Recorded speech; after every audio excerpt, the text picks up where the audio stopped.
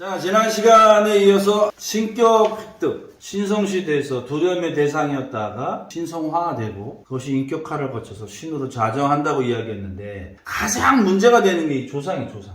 지역에 따라서 오해를 많이 사요. 제자 자체가 조상신에 대한 의미를 정확하게 모르기 때문에 당연히 조상이니까 와야 된다 이렇게 이야기하니까 조상신에 대해서 우리가 정확하게 좀 알고 또 어떤 지역에 따라서는 조상 외에는 신으로 안 된다고 생각하는 양반들도 있어. 특히 저 밑에 집안에 가보면 자기 조상이 산신이 되고 자기 조상이 장군이 되고 온갖 것을 다 해. 그러면서 하는 말이 태백산신은 한 분인데 어떻게 그 전국에 있는 무당들이 다 태백산신을 모시고 있냐. 그래서 자기 조상이 태백산신을 대신한다! 이렇게 하고 있어. 그럼 예수는 전 세계에 어떻게 다니냐? 예수도 그 자기 조상이 대신하는 건가? 신이니까 다닐 수 있는 거고, 신이니까 여러 제자가 모실 수 있는 거고. 그런 막 우스갯소리로 어떤 제자가 나한테 그랬어.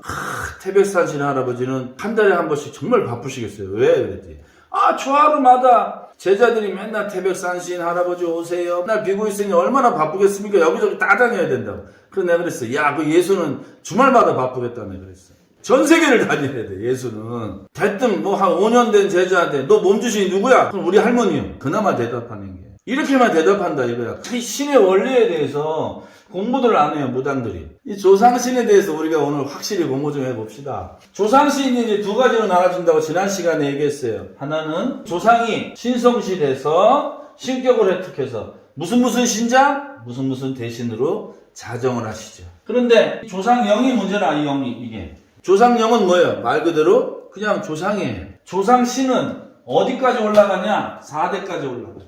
그러니까 고조죠, 고조. 그 이상은 나하고 전혀 신으로 오면 안 돼. 조상이 두 그룹 나눠지죠. 신조상과 구조상이라고 그래요. 먼저 가신 구조상, 나중 가신 후조상이라고 하죠. 신조상은 4대까지, 구조상은 4대 이상, 5대부터 쭉 해가지고 구조상이에요. 구조상은 누군지 몰라요. 그 양반대도 마찬가지였어요. 4대조까지만 제를 지내지, 이 뭐 구조상에 대해서 제를 지내지 않아요. 특별하게 어떤 왕이 너희는 몇 대조까지 계속 제를 지내라 해서 하는 게 불천이 제사라고 있어요. 그런 집안 외에는 이 구조상을 모시지 않습니다. 또는 자기네 그 선산 사당이 있어서 대대로 쫙 모신 집안 외에는 구조상을 따지지 않아요. 예전에 무슨 프로에서 그런 얘기했어. 어떤 아주 유명한 만신한테 가가지고 인터뷰를 했어요. PD가. 누가 몸주신으로 와 계십니까? 그러니까 젊은 할아버지가 나의 조상에서 와 계시다 그랬어요. 그 몇 대조 조상이 오신 겁니까? 17대 조상이 왔다는 거야. 17대가 누군지 어떻게 알아? 말도 안 되는 소리 하고 있어요. 근데 더 웃긴 건 뭐냐면 그 PD가 그 집 족보를 다 뒤진 거야. 그 사람 말 맞다나 그런 양반이 있나? 예전에 무슨 관직을 하시고 뭐 그렇게 유명하신 양반이 자기 젊은 할아버지 왔다는 거야. 야, 뒤져보니까 소작이냐, 소작이. 그 사람 말 맞다나 그렇게 높은 관직에 올랐던 양반이 없어. 얼마나 창피해, 얼마나 창피해. 아마 이 유튜브 보고 있는 어떤 제자가 우리 할아버지 7대에서 왔는데 그 왜 그러냐? 산을 잘못 돌아서 그래, 산을. 이 구조상은 어떻게 난 시족조상으로 가는 거야. 그래서 예를 들어서 이런 거야. 내가 김해 김씨야. 그러면 제일 대단한 게 누굽니까? 김수로 왕이겠죠. 그 양반을 모시는 거예요. 시족조상으로, 구조상.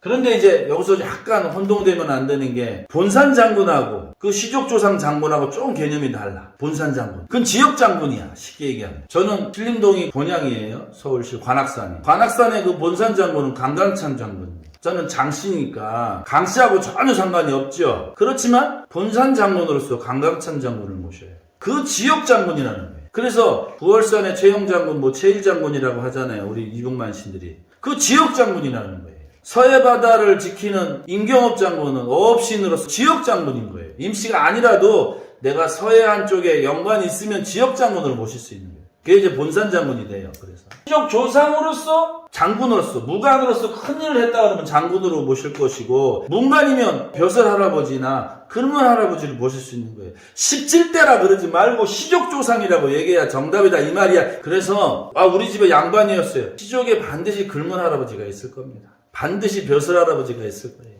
그렇게 시족 조상으로서 모시지 뭐 17대 조상이 왔다 이런 소리는 좀 안 했으면 좋겠어요. 그럼 이제 시족 조상 말고 4대조 안에 조상이 있을 수 있죠. 예를 들어서 우리 아버지가 옛날에 교사로 나라의 녹을 드시다가 돌아가셨어. 당연히 뭔가를 가르치러 오시겠죠, 나한테. 그래서 긁는 할아버지로 오시던지 그렇게 올 수 있어요. 그거는 4대 조 아래 조상인 거예요. 고조 밑으로. 할머니도 마찬가지예요. 증조 할머니, 고조 할머니 또 올 수 있습니다. 그런데 여자분들은 예전에 삶이 집안에 있다 보니까 집안에서 살림하시던 분이잖아요. 그래서 여자분들은 거의 직능이 거의 없어요. 그 직능을 발휘하는 건 뭐예요? 그분이 살아생전에 절에 많이 공을 들이셨다거나 장독대에서 많이 빌으셨다거나 아니면 예를 들어서 증조 할아버지는 완전히 남봉쟁이고 한량이고 맨날 놀기만 했어. 근데 우리가 재산이 이렇게 많은 이유는 그때 증조 할머니가 곡간여서를 꽉 쥐고 천석지기 만석지기를 만드셨다. 이러면 조상신으로 올 수 있는 거예요. 아니면 불공을 많이 들였어. 무당은 아니지만 쉽게 얘기하면 절에 많이 다니셨으니까 불사할머니로 오시겠죠. 또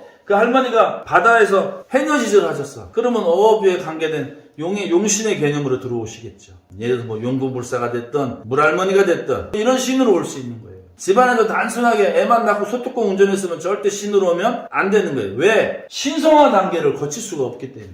특히나 어떤 지역에 가보면 자기 조상들을 아주 신성시합니다. 직능 관계없이 죽는 순간 신성화가 돼. 그래서 자칫 몸주신으로 오는 거로 착각들을 하시는 거예요. 그러면 안 됩니다. 그래서 이런 얘기도 해요.